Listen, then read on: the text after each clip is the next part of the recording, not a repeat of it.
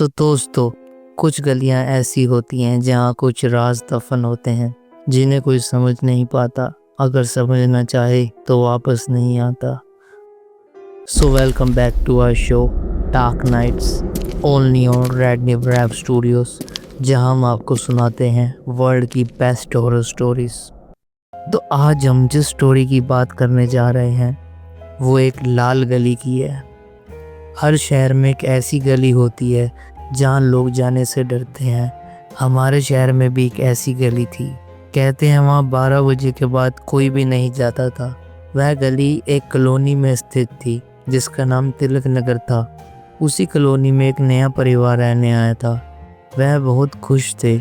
उनके परिवार में सबसे छोटा लड़का जिसका नाम रवि था, जो कि सिर्फ 22 साल का था। वह बहुत समझदार और काफ़ी होनहार था। एक दिन उस कॉलोनी के कुछ शरारती लड़कों ने उसे सबक सिखाने के लिए प्लान बनाया, क्योंकि वह उससे बहुत जलते थे। उन्होंने उससे शर्त रखी, अगर तू इतना ही इंटेलिजेंट है तो कॉलोनी की लाल गली में 12 बजे के बाद जाकर दिखा।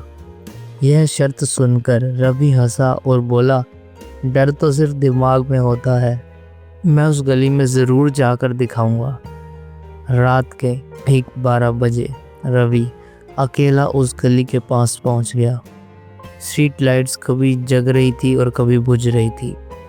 हर कदम के साथ गली और भी तंग यानी छोटी होती जा रही थी। तभी पीछे से एक बच्चे के हंसने की आवाज़ आई। उसने पीछे मुड़कर देखा तो कोई भी नहीं था। फिर किसी के दौड़ने की आवाज़ आई, बट कोई नज़र नहीं आ रहा था। फिर उस गली में आगे चलते चलते एक घर आया। घर एकदम देखने में हवेली जैसा लग रहा था। जब वो हवेली के पास पहुंचा, उसने देखा हवेली का दरवाज़ा आधा खुला हुआ है।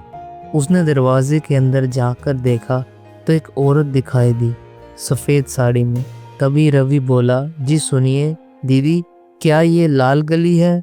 आप यहाँ अकेले क्या कर रहे हो? ऊपर से मौसम भी आज खराब होना था।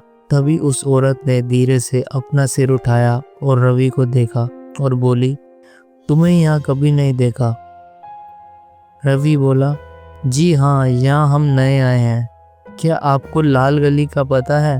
वो औरत बोली, तुम्हें उस गली में क्यों जाना है? रवि बोला, मैंने सुना है वहाँ भूत रहते हैं, तो मेरे दोस्तों ने मुझसे शर्त लगाई थी, अगर मैं लाल गली में अकेला जाकर दिखाऊं तो वो मुझे बहादुर समझेंगे। यह सुनकर वह जोर जोर से हंसने लगी और गायब हो गई। यह देखकर रवि के होश उड़ गए और बिना देखे भागने लगा। तभी उसका पैर कीचड़ में फिसल गया और वो पत्थरों पे गिर गया।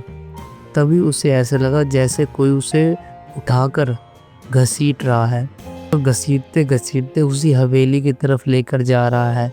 वह सारी हिम्मत हार चुका था। आंखें बंद हो रही थी। अंधेरा बढ़ता जा रहा था। बिजली कड़क रही थी। बारिश और भी तेज हो गई थी। तभी उससे एक सपना आया। सपने में एक चित्र बन रहा था। धीरे धीरे वो चित्र एक दृश्य में बदल गया जिसमें उसके दादाजी भगवान का नाम जप रहे थे। और तभी एकदम से घिसटते घिसटते रवि ने अपनी आंखें खोली और जोर जोर से भगवान का नाम जपने लगा। जैसे ही उसने भगवान का नाम जपना शुरू किया, वैसे ही चारों ओर सन्नाटा छा गया और जो चीज़ उसे अपनी तरफ खींच रही थी, धरती पर घसीट रही थी, उसने भी उसे छोड़ दिया। तभी रवि नाम जपते जपते दौड़ने लगा। दौड़ते दौड़ते थोड़ी देर बाद गली से बाहर आ गया। गली से बाहर आते ही वह बेहोश होकर गिर गया। जब सुबह हुई तो रवि के घर वाले उसे ढूंढते ढूंढते गली के बाहर पहुंचे। उन्होंने देखा रवि गली के पास बेहोश पड़ा है। तभी मोहल्ले वाले कहने लगे, यह काम उसी डायन का है। यह सुनते ही रवि के घर वाले उसे फौरन अस्पताल ले गए। कुछ देर बाद रवि को होश आया और रवि ने सब कुछ सच सच बताया। पहले तो उसके घर वालों को बहुत गुस्सा आया, पर नाम जपने वाली बात सुनकर उनकी नाराज़गी खुशी में बदल गई। तभी तो कहते हैं दोस्तों, हमेशा भगवान का नाम जपते रहना चाहिए। तो गाइस, अगर आपको ये स्टोरी अच्छी लगी हो तो लाइक, सब्सक्राइब एंड शेयर करना ना भूलना। Red New Rap Studios.